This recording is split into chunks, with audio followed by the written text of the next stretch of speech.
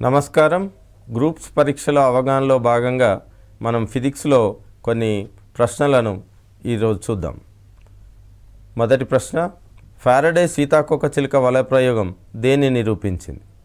Faraday అనే అతను ఒక ప్లాస్టిక్ దారాలను కలిగిన ఒక వలయాన్ని తీసుకొని దాని వెలుపలి భాగాన్ని విద్యుదీకరించాడు. ఎప్పుడైతే విద్యుదీకరించి ఈ వలయాన్ని పైవైపు అంటే వెలుపలికి తీసుకొని వచ్చినప్పుడు, లోపలికి ఉన్నదాన్ని మళ్ళీ వెలుపలికి తీసుకొని వచ్చినప్పుడు విద్యుదావేశం ఎక్కడుందో చెక్ చేశాడు. వెలుపల విద్యుదావేశాన్ని, ఉదాహరణకు ధనావేశాన్ని ఇచ్చి మళ్ళీ దాన్ని వెలుపలిది లోపలికి వెళ్ళేటప్పుడు బయటకి లాగితే ఆవేశం ఎల్లప్పుడూ పైకే ఉంది కానీ లోపల లేదు. దీన్ని బట్టి ఏమర్థమవుతుందంటే, ఏ బోలు వస్తువైనా, ఉదాహరణకు ఒక ప్లాస్టిక్ బంతిని తీసుకొని దానికి కొంత ఆవేశాన్ని ఇస్తే ఆ ఆవేశం ఎల్లప్పుడూ పై భాగంలో ఉంటుంది తప్ప లోన ఉండదు అని ఈ ఫారడే సీతాకోకచిలుక వల ప్రయోగం నిరూపించింది. కాబట్టి దీనికి సరైన ఆప్షన్ బోలు వస్తువులపై విద్యుదావేశం ఎల్లప్పుడూ ఉపరితలంపైనే ఉంటుంది. అందువల్లనే దీని యొక్క అప్లికేషన్గా మనం ఏం చూడొచ్చు అంటే, కిటికీలు తలుపులు మూసి ఉన్న ఒక కారు పై పిడుగు పడినప్పటికీ అందులో ఉన్న వ్యక్తులకు ఎలాంటి హాని జరగదు. ఎందుకంటే కారు అన్నది ఒక బోలు వస్తువు, దాని మీద ఉన్న ఆవేశం అంతా పైనే ఉంటుంది కానీ లోపలికి రాదు. సో అది దానికి సరైన జవాబు.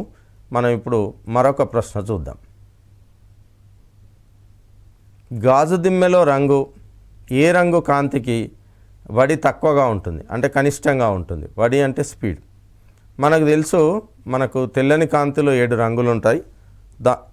దాన్నే మనం విబ్జిఆర్ అని రాస్తాం. సో విబ్జిఆర్ రంగుల్లో మీరు ఎడమ నుంచి కుడికి వెళ్తున్న కొద్దీ తరంగ దైర్ఘ్యం పెరుగుతుంది. Wave length increases from violet to red. మనకు ఒక ఫార్ములా తెలుసు, V = n లాంబ్డా. V అంటే వేగం, n అంటే పౌనపున్యం, లాంబ్డా అంటే తరంగ దైర్ఘ్యం. దేనికైతే తరంగ దైర్ఘ్యం ఎక్కువ ఉంటుందో దానికి వేగం ఎక్కువ ఉంటుంది. ఇక్కడ అడిగింది అతి తక్కువ వేగం దేనికి ఉంటుంది అని. కాబట్టి ఆన్సర్లో ఉదా రంగు దీనికి సరి అయిన జవాబు. సో ఆన్సర్లో మనకు ఉదా రంగును చూస్తున్నాం. మిగతా రంగులకు వేవ్ లెంత్ తరంగ దైర్ఘ్యం ఎక్కువ, కాబట్టి వాటి యొక్క వడి స్పీడ్ తక్కువగా ఉంటుంది. మరొక ప్రశ్నకి వెళ్దాం. పోలరాయిడ్ కళ్ళద్దాలను ఎందుకు వినియోగిస్తారు? పోలరాయిడ్ కళ్ళద్దాలంటే మనం చూస్తుంటాం, చాలామంది వేసవి కాలంలో ఈ పోలరాయిడ్ కళ్ళద్దాలను ధరిస్తారు. సో ఇవి కాంతి శక్తిని తగ్గిస్తాయి. Option A. అందంగా ఉండడానికి, వీటిపై వివిధ రంగులు ఉండటం వల్ల, ధ్రువణంతో కాంతి మెరుపును తగ్గించడం వల్ల. సో పోలరాయిడ్ కళ్ళద్దాలు ఏం చేస్తాయంటే, మన కంటికి వేసవి మిట్ట మధ్యాహ్నం వచ్చే ఎండ మెరుపు, ఇంగ్లీష్లో గ్లేర్ అంటాం, ఆ మెరుపు మన కన్నుకు చేరకుండా మనని రక్షణ కలిగిస్తాయి. మీరు బాగా వేసవిలో మిట్ట మధ్యాహ్నం వాహనం మీద వెళ్తున్నప్పుడు మీ కన్నురెప్పలు మూసుకొని పోతాయి. ఎందుకంటే ఆ మెరుపును మన కన్ను చూడలేదు కాబట్టి కన్నురెప్పలు మూసుకుంటాయి. సో పోలరాయిడ్ కళ్ళద్దాలు కొంత కాస్ట్లీ కళ్ళద్దాలు. వాటి యొక్క ప్రధాన ఉపయోగం ఎండ యొక్క మెరుపును తగ్గించడానికి లేదా నివారించడానికి ఉపయోగపడతాయి. సో దీనికి సరైన జవాబు డి. నెక్స్ట్ క్వశ్చన్, ప్రేరకం ఇండక్టర్ ద్వారా.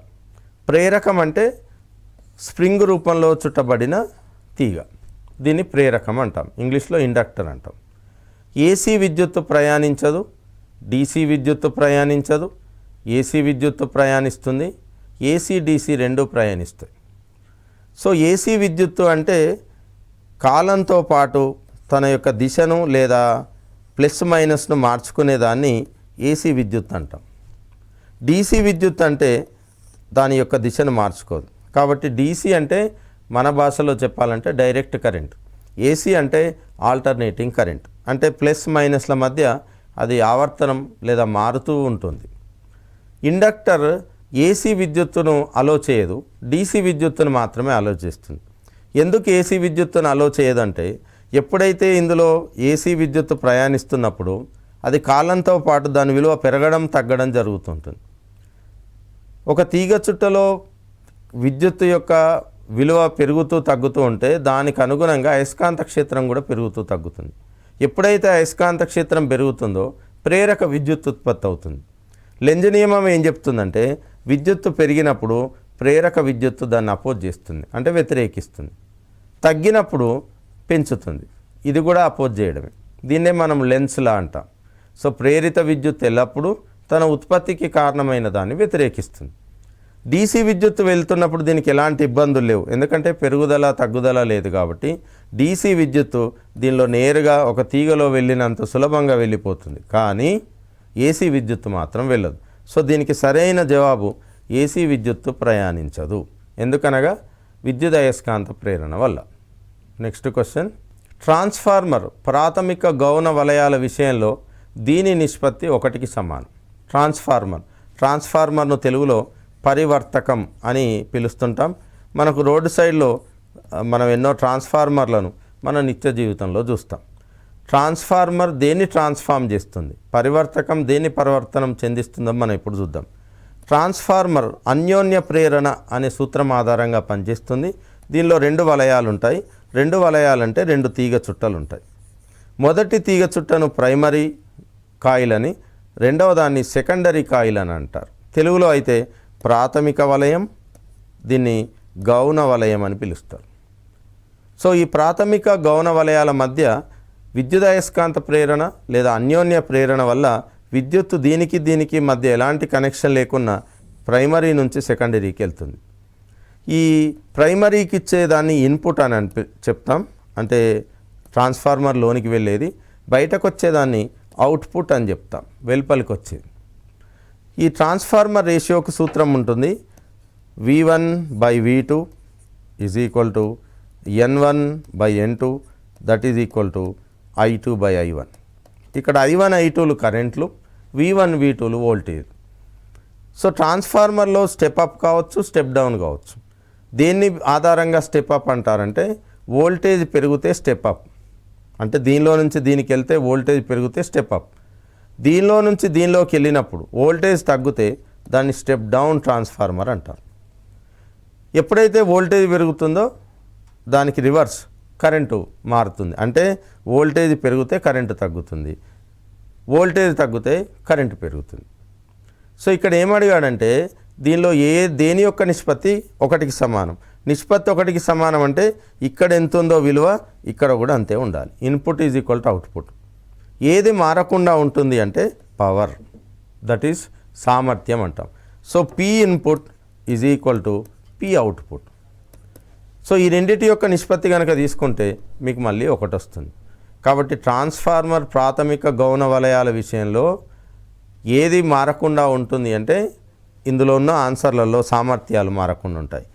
కరెంటు వేరువేరుగా ఉంటుంది కాబట్టి ఇది కాదు ఆన్సర్. వోల్టేజ్ వేరువేరుగా ఉంటుంది, ఇది కాదు ఆన్సర్. చుట్ల సంఖ్య ఎప్పటికీ సమానం కాదు.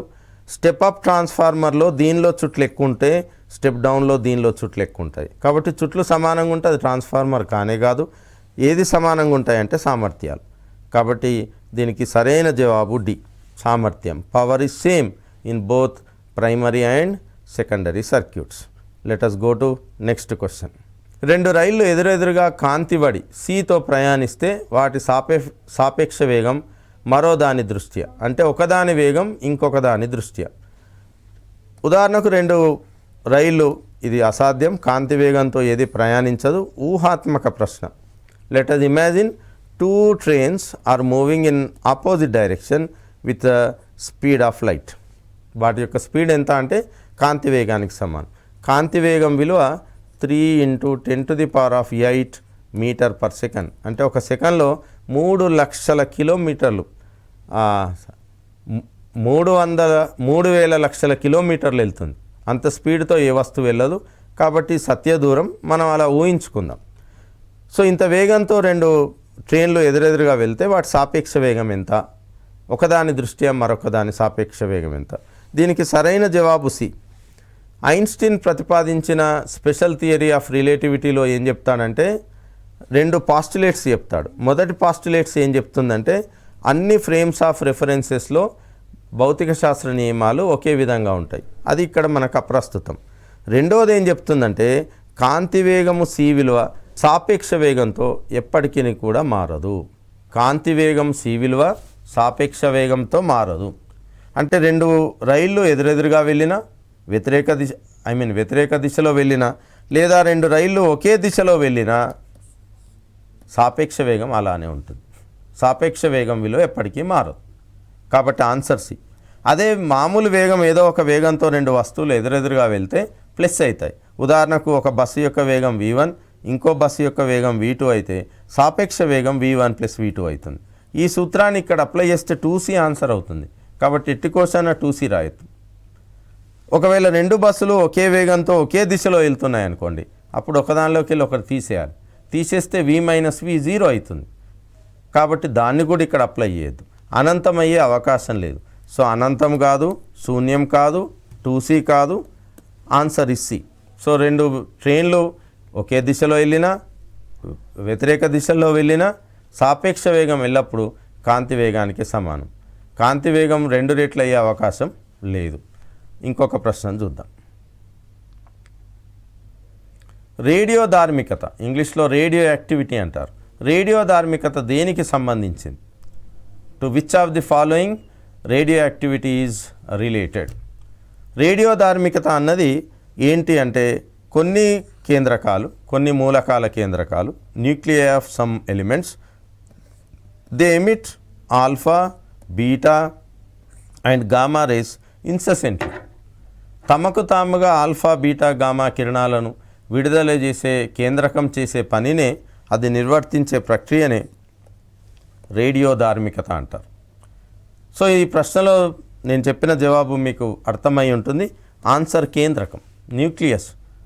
So radio activity is only concerned with nucleus. అణువులు, ఎలక్ట్రాన్లు, న్యూట్రినోలు ఇవి కావు ఆన్సర్. నెక్స్ట్ క్వశ్చన్కి వెళ్దాం. గాజులో సీలు వేసేందుకు ఏ లోహ తీగను ఉపయోగిస్తారు? గాజులో సీలు వేసేందుకు ఏ లోహ తీగను సీలు వేస్తారు? ఉదాహరణకి ఇదొక గాజు ఒక దిమ్మె. నేను దీనిలో ఒక ఇనుప ముక్కను, ఫర్ ఎగ్జాంపుల్ ఐరన్, లేదా ఒక రాగి ముక్కను ఉంచి నేను తయారు చేశాను అనుకోండి, కాపర్. వేసవిలో ఏమవుతుందంటే రాగి లేదా ఐరన్ లోహాలు కాబట్టి ఎక్కువ వ్యాకోచిస్తాయి. వ్యాకోచించేసరికి ఈ గాజు దిమ్మెలో పగుళ్ళు వచ్చి అది పగిలిపోతుంది. సో ఏదో ఒక పరికరాన్ని నేను తయారు చేసేటప్పుడు గాజులో నుంచి ఒక లోహ తీగను పంపించాలి. అది పంపించినప్పటికీ గాజు దిమ్మె పగలకుండా ఉండాలి. సో ఎప్పుడు పగలకుండా ఉండగలుగుతాయి అంటే గాజు ఎంత వ్యాకోచిస్తుందో లోహం కూడా అంతే వ్యాకోచించాలి. సో గాజుకు సమానంగా వ్యాకోచించేది ప్లాటినం. సో తప్పకుండా నేను గాజులో ఒక తీగ నుంచి ఒక దిమ్మెను తయారు చేయాలి లేదా ఒక పరికరాన్ని తయారు చేయాలని నేను కనుక అనుకుంటే తప్పకుండా ప్లాటినం తీగనే వాడాలి. రాగి, వెండి, బంగారం ఇవి ఉత్తమ ఉష్ణవాహకాలు. ఏమాత్రం కొంత వేడి తగిలినా వ్యాకోచిస్తాయి. అన్నిటికంటే ఎక్కువ వ్యాకోచించేది వెండి. The best conductor of heat as well as electricity is silver. So ఎందుకు ప్లాటినం వాడతారంటే వాటి యొక్క వ్యాకోచ గుణకాలు, కోఎఫిషియంట్ ఆఫ్ లీనియర్ ఎక్స్పాన్షన్ అంటాం. So alpha glass is equal to alpha platinum. So సంకోచించిన వ్యాకోచించిన ఇవి రెండూ సమానంగా. సో రెండూ సమానంగా వ్యాకోచిస్తాయి, సమానంగా సంకోచిస్తాయి చలికాలంలో. కాబట్టి పగుళ్ళు వచ్చే అవకాశం లేదు. I think the answer is clear. Now let us go to the next question. పండ్ల రసాలను చల్లార్చేందుకు చల్లని నీటికి బదులు మంచు ముక్కలను ఉపయోగిస్తారు. ఎందుకు? ఇది ప్రశ్న. మీరు ఉదాహరణకు పళ్ళ రసం తయారు చేశారు, దాన్ని సర్వ్ చేయడానికి ముందు చల్లగా ఉండాలంటే చల్లని నీటిని ఎవరు పోయరు. చల్లని నీటిని కనుక పోస్తే అదంత చల్లగా కాదు, అట్లానే దాని యొక్క రుచి కూడా తగ్గిపోతుంది. సో రుచి వల్ల అని కాకుండా మంచు ముక్కల్ని ఎందుకు కలపాలి? మంచు ముక్కల్ని కలపడం వల్ల ఉపయోగం ఏంటి? మంచు నీరుగా మారాలంటే 1 గ్రామ్ మంచు నీరుగా మారాలంటే 80 క్యాలరీల శక్తి కావాలి. సో నేను 1 గ్రామ్ మంచు ముక్కని 1 గ్లాస్ పళ్ళ రసంలో వేసాను అనుకోండి ఉదాహరణకు. అది ఏం చేస్తుంది? వెంటనే కరిగిపోవడానికి ఈ పండ్ల రసంలోని శక్తిని అంతా లాగేసుకుంటుంది. ఎప్పుడైతే పళ్ళ రసం తన శక్తిని కోల్పోతుందో అది దాని యొక్క ఉష్ణోగ్రతను తగ్గించుకుంటుంది, అంటే ఇండైరెక్ట్గా చల్లారుతుంది లేదా చల్లబడుతుంది. సో చల్లగా కావాలి అంటే నేను చల్లని నీటిని కలపడం కంటే మంచు ముక్కను కలపడం బెటర్. మంచు ముక్కను ఎందుకు కలపడం అంటే దానికి ద్రవీభవన గుప్తోష్ణం చాలా ఎక్కువ. ఎంత మంచుకి ద్రవీభవన గుప్తోష్ణం అంటే 80 క్యాలరీలు పర్ గ్రామ్. 1 గ్రామ్ మంచును 0 డిగ్రీ సెల్సియస్ వద్ద నీరుగా మార్చాలంటే నాకు కావాల్సింది 80 క్యాలరీలు. అందుకోసం మీరు చూడొచ్చు, వాటర్ మిలాన్ను ఫ్రిడ్జ్లో పెట్టి బయటకు తీసిన ఎక్కువసేపటికి కూడా అది చల్లగానే ఉంటుంది. ఎందుకంటే వాటర్ మిలాన్లో ఎక్కువ వాటర్ పర్సెంటేజ్ ఉంటుంది. కాబట్టి అది ఫ్రిడ్జ్లో ఉన్నంతసేపు అది దానికి విశిష్టోష్ణము, ఈ ద్రవీభవన గుప్తోష్ణాలు ఇవి రెండూ ఎక్కువే కాబట్టి అది బయటకు తీసిన తర్వాత అది వెంటనే వేడి కాదు. అరే ఇతర పళ్ళు అయితే నీటికి ఉన్నంత విశిష్టోష్ణం ఉండదు కాబట్టి త్వరగా గది ఉష్ణోగ్రతకు చేరుకుంటుంది. మనం ఇప్పుడు మరొక ప్రశ్న చూద్దాం. విద్యుత్తు ప్రవహించే తీగ చుట్టూ అయస్కాంతత్వం ఉత్పన్నం అవుతుందని తెలియజేసిన శాస్త్రవేత్త ఎవరు? సో ఫారడే ముఖ్యంగా విద్యుదయస్కాంత ప్రేరణ, ఇంగ్లీష్లో అయితే electromagnetic induction. So Faraday is famous for electromagnetic induction. అంటే ఇప్పుడు విద్యుత్ ఎలా ఉత్పత్తి అవుతుంది అన్నదాన్ని ఫారడేతో మనం నేర్చుకోవచ్చు. వెబర్ను మనం అయస్కాంతత్వంలో చూస్తాం, యాంపియర్ను కూడా దీనిలో కరెంట్లోనే చూస్తుంటాం. ఆయిర్స్టెడ్ ఈజ్ ద కరెక్ట్ ఆన్సర్. ఆయిర్స్టెడ్ ఒకసారి తన ప్రయోగశాలలో అనుకోకుండా ఒక టేబుల్ పైన విద్యుత్తుతో ప్రయోగాలు చేస్తున్నాడు. అతను ఏం చేశాడంటే 2 బిందువుల మధ్య ఒక తీగ ద్వారా విద్యుత్తును ప్రసరింపజేస్తున్నాడు. ఈ టేబుల్ చాలా పెద్ద టేబుల్, ఒక ల్యాబొరేటరీలో ఉండే పెద్ద టేబుల్. సో ఏమైంది, ఈ టేబుల్ మీద ఒక అయస్కాంత సూచి ఉంది. ఆయన కావాలని పెట్టలేదు, కాకతాళీయంగా అక్కడ ఒక అయస్కాంత సూచిని ఉంచాడు. ఎప్పుడైతే దీనిలో విద్యుత్తును స్విచ్ ఆన్ చేశాడు, ఈ తీగలో టకీమని ఇక్కడున్న దిక్చూచి కదలడం ప్రారంభించింది. ఎందుకు ఇలా జరిగిందో ఒకసారి మళ్ళీ ఆలోచించి మళ్ళీ స్విచ్ ఆఫ్ చేశాడు, అప్పుడు కూడా కదిలింది. సో ఎప్పుడైతే ఒక తీగలో విద్యుత్తు ప్రసరిస్తుందో దాని చుట్టూ అయస్కాంత క్షేత్రం ఏర్పడుతుంది. ఈ అయస్కాంత క్షేత్రం ఈ దిక్చూచిని డిస్టర్బ్ చేసింది. సో దిక్చూచిని డిస్టర్బ్ చేయడం వల్ల దిక్చూచి కదిలింది. సో ఇది అనుకోకుండా కనిపెట్టినప్పటికీ ఇది ఒక గొప్ప ఆవిష్కరణ. సో దీనికి సరైన answer Oersted. Let us go to next question. బారోమీటర్లో పాదరసం వినియోగించడానికి కారణం ఏంటి? మనకు తెలుసు బారోమీటర్ పీడనాన్ని కొలుస్తుంది, ముఖ్యంగా వాతావరణ పీడనాన్ని. సో వాతావరణ పీడనాన్ని దేంతో కొలుస్తారు అని ప్రశ్న వస్తే దానికి జవాబు బారోమీటర్. దాన్ని బారామితి అని తెలుగులో పిలుస్తుంటారు. ఏముంటుంది బారోమీటర్లో అంటే ఒక పొడవాటి గాజు గొట్టం ఉంటుంది. దీనిలో పాదరసాన్ని నింపుతాం. నింపిన తర్వాత దీన్ని తీసుకొని వెళ్ళి ఆల్రెడీ పాదరసం ఉన్న పాత్రలో బోర్లించాలి. నిటారుగా బోర్లిస్తే కొంత పాదరసం దీనిలోకి వచ్చేస్తుంది, ఒక చోట పాదరసం ఆగిపోతుంది. ఎంతైతే పాదరసము కింద పడిపోకుండా పాత్రలోకి వెళ్ళకుండా మిగిలిపోతుందో దాన్ని మనం వాతావరణ పీడనానిగా చెప్తాం. ఎంత ఉంటుంది అంటే ఇది 76 సెంటీమీటర్ ఆఫ్ హెచ్జీ అని రాస్తాం వాతావరణ పీడనం. హెచ్జీ అంటే పాదరసానికి రసాయన నామం. సో ఇలా తలకిందులుగా చేసిన పాదరసం గొట్టంలో 76 సెంటీమీటర్ల పాదరసం అలానే ఉండిపోతుంది. మిగతాది శూన్య ప్రదేశం. దీన్ని టారిసెల్లి శూన్యం అని పిలుస్తాం, ఎందుకంటే ఈ ప్రయోగం చేసింది టారిసెల్లి కాబట్టి. ఇది బారోమీటర్.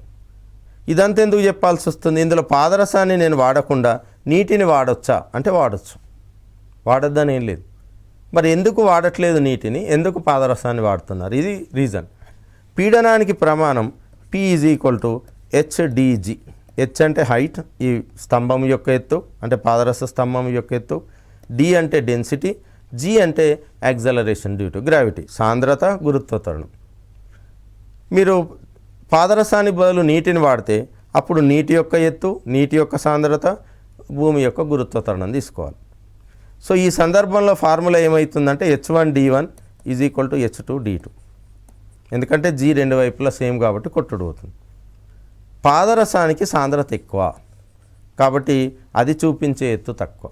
ఒకవేళ మీరు నీటిని తీసుకుంటే నీటి యొక్క సాంద్రత 1 g/cm³ ఆర్ క్యూబిక్ సెంటీమీటర్ అని రాస్తాం. కాబట్టి పాదరసానికి సాంద్రత ఎక్కువ కాబట్టి తక్కువ ఎత్తు వరకే పాదరస స్తంభం ఉంది. మీరు కనుక నీటిని వాడితే దీనికి సాంద్రత తక్కువ కాబట్టి నీరు చాలా ఎత్తు ఉంటుంది. అంటే మీరు ఇక్కడ పాదరస బారోమీటర్లో 1 మీటర్ గాజు నాళాన్ని ఉపయోగిస్తే ఇక్కడ సుమారు 11 మీటర్ల గాజు నాళాన్ని ఉపయోగించాల్సి వస్తుంది. సో దాంతో ప్రయోగం చేయడం కష్టమే, అది కొంత కష్టమైన పని. ఇక్కడ జవాబు ఏంటి? పాదరసం ఉత్తమ ఉష్ణవాహకం కరెక్టే, కానీ దానికి దీనికి ఎలాంటి సంబంధం లేదు. థర్మామీటర్లో పాదరసం వాడడానికి కారణం పాదరసం ఒక మెటల్ ఉత్తమ ఉష్ణవాహకం. ద్రవ రూపంలోని లోహం, ఇది కూడా కరెక్టే, కానీ ఇక్కడ సంబంధం లేదు. అధిక సాంద్రతను కలిగి ఉంటుంది, ఇది మనకి ఇక్కడ జవాబు. అపారదర్శకము, ఒపేక్, అది కూడా మనకి ఇక్కడ సంబంధం లేదు. సో దీనికి సరైన జవాబు అధిక సాంద్రత.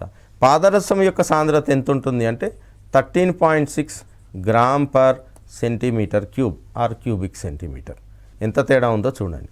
అంటే 1 లీటర్ బాటిల్ ఒకటి తీసుకొని అందులో పాదరసాన్ని నింపితే దాన్ని త్రాసులో ఒకవైపు పెడితే రెండవ వైపు ఎన్ని నీళ్ళ బాటిల్ పెట్టాలంటే 13.5 లేదా 14 నీటి బాటిల్ ఒకవైపు ఉంటే ఒక్క పాదరసం బాటిల్ ఒకవైపు ఉంటుంది, ఎందుకంటే దాని సాంద్రత ఎక్కువ. Right, let us go to next question.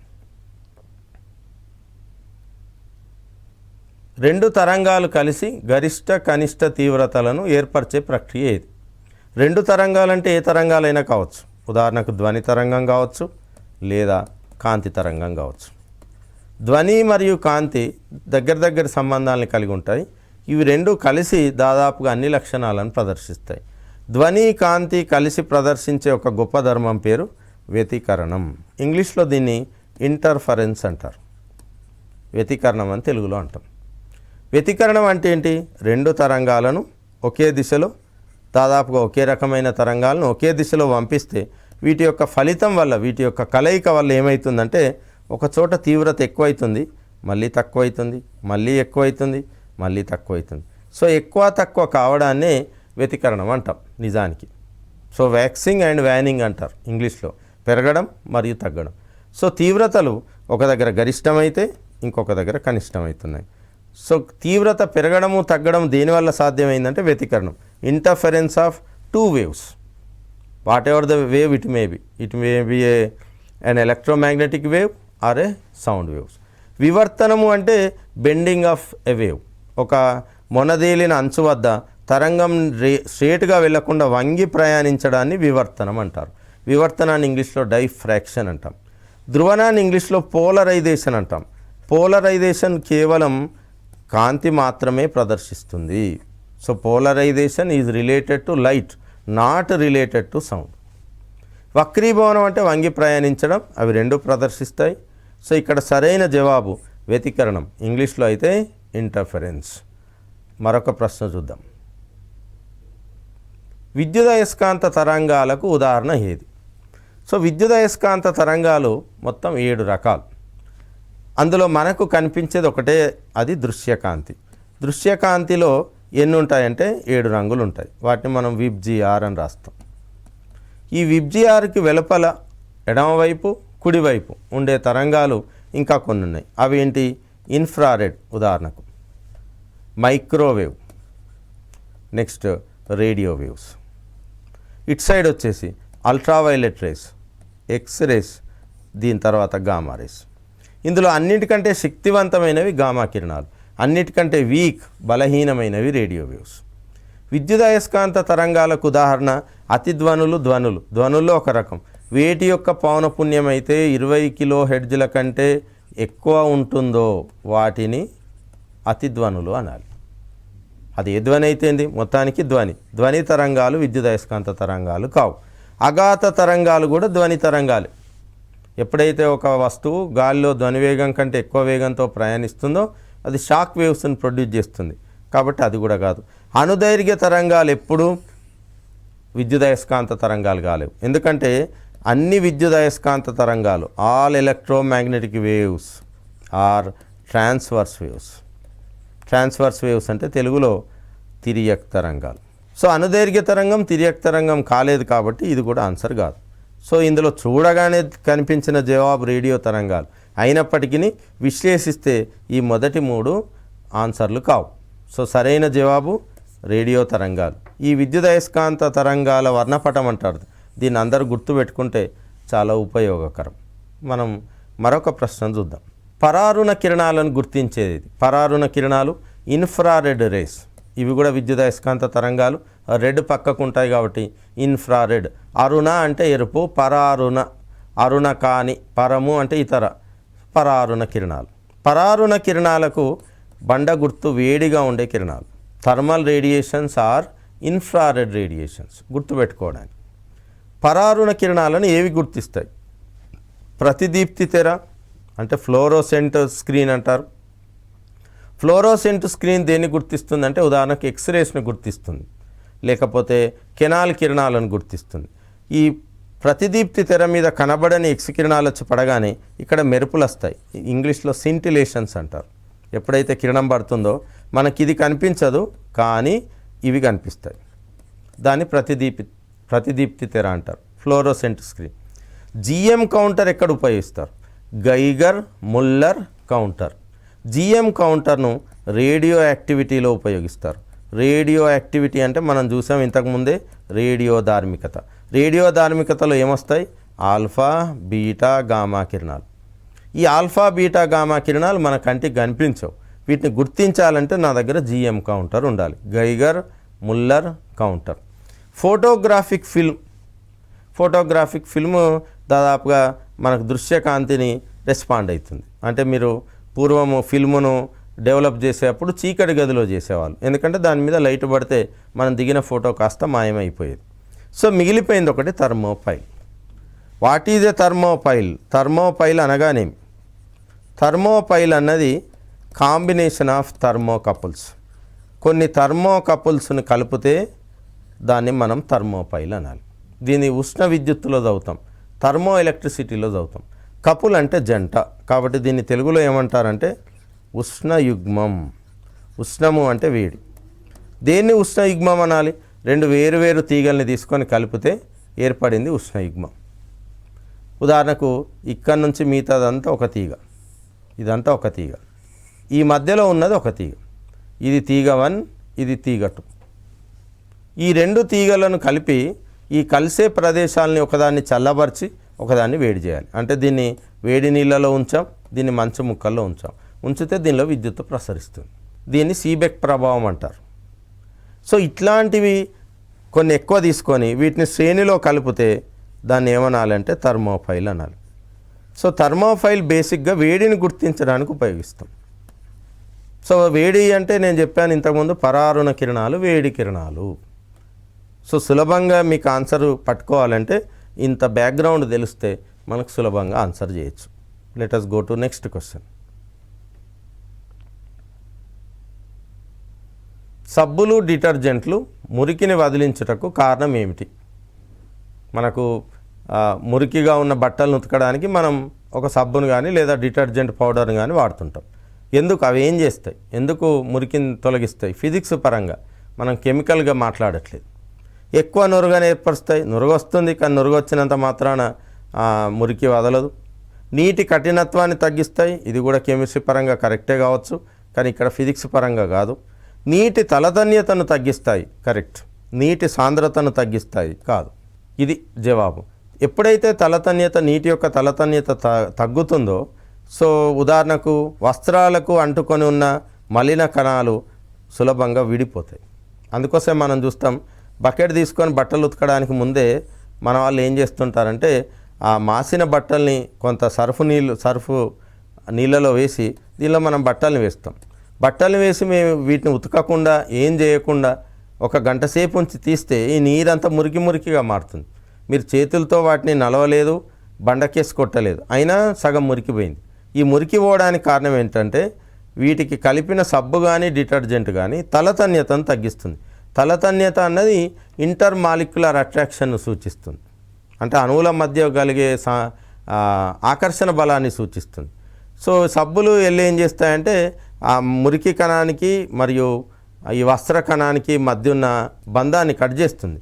కాబట్టి ఈ విధంగా అవి బట్టలు తెల్లగా అవడం జరుగుతుంది. సో సబ్బులు డిటర్జెంట్లు మురికిని వదిలించడానికి ఈ కారణం ఏంటి అంటే అవి నీటి యొక్క తలతన్యతను తగ్గిస్తుంది.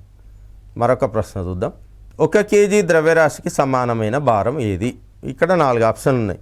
1 kg weight 9.8 newton, 192, answer none. ఏంటి భారం అంటే ఏంటి? భారాన్ని ఇంగ్లీష్లో వెయిట్ అంటాం, భారం అన్నా బరువు అన్నా. దీనికి ఫార్ములా ఏంటంటే W=mg. భారం అంటే భూమి నిన్ను ఎంత బలంగా తన వైపు లాగుతుందో అది నీ భారం. ఒక వస్తువును భూమి ఎంత బలంగా తన వైపు లాగుతుందో అది అతని యొక్క భారం లేదా వస్తువు యొక్క భారం. బలానికి ఫార్ములా న్యూటన్ 2వ గమన నియమం నుంచి force is equal to M A. M అంటే మాస్ ద్రవ్యరాశి, ఏ అంటే యాక్సలరేషన్. సో ఎప్పుడైతే ఏ జీ అవుతుందో అంటే గురుత్వాకర్షణ అయిపోతుందో అప్పుడు ఎఫ్ కాస్త డబ్ల్యూ అవుతుంది, ఏ కాస్త జీ అవుతుంది. సో భారానికి ఎస్ఐ ప్రమాణం ఏది అంటే బలంకున్న ప్రమాణమే దీని యొక్క ప్రమాణం. బలానికి ప్రమాణం ఏంటి అంటే న్యూటన్. సో భారాన్ని మనం చెప్పేది నీ బరువు ఎంత అంటే నేను 70 kg అని చెప్పాను అనుకోండి ఉదాహరణకి, తప్పు. నేను చెప్పింది బరువు కాదు, నేను చెప్పింది ద్రవ్యరాశి. I am indicating my mass, not my weight. Mass వేరు, వెయిట్ వేరు. సో భారాన్ని చెప్పాలి అంటే డబ్ల్యూ ఈజ్ ఈక్వల్ టు, నేను 1 kg ద్రవ్యరాశి ఉంది అంటే నేను 1 kilogram వెయిట్ అని రాయాలి. సో నా వెయిట్ చెప్పాలంటే నేను 70 kilogram వెయిట్ అని చెప్తే కరెక్ట్. సింపుల్గా 70 kilogram అని చెప్తే తప్పు. సో కిలోగ్రామ్ వెయిట్కు బదులు న్యూటన్లలో చెప్తే, సో మనకు తెలుసు G ఈజ్ ఈక్వల్ టు 9.8, ఇక్కడ M1 సబ్స్టిట్యూట్ చేస్తే న్యూటన్లలో 9.8 న్యూటన్ అవుతుంది. సో ఈ ప్రశ్నకి జవాబులు ఏ మరియు బి, ఇవి రెండు సరైనవి. సో మీరు డాక్టర్ దగ్గరికి వెళ్ళి 70 × 9.8 న్యూటన్ అని చెప్పాల్సిన అవసరం లేదు. అక్కడ చెప్పాల్సిన విషయం ఏంటంటే 70 kilogram వెయిట్. సో నిత్య జీవితంలో మనం అందరం బరువు లేదా భారం ద్రవ్యరాశిని సమానంగానే చూస్తాం, కానీ ఇవి రెండు వేరువేరు. ప్రమాణం మాత్రం కిలోగ్రామ్ వెయిట్ లేదా న్యూటన్ అని చెప్పాలి. ఓకే, మరిన్ని ప్రశ్నలతో ఇంకొక దానిలో కలుద్దాం.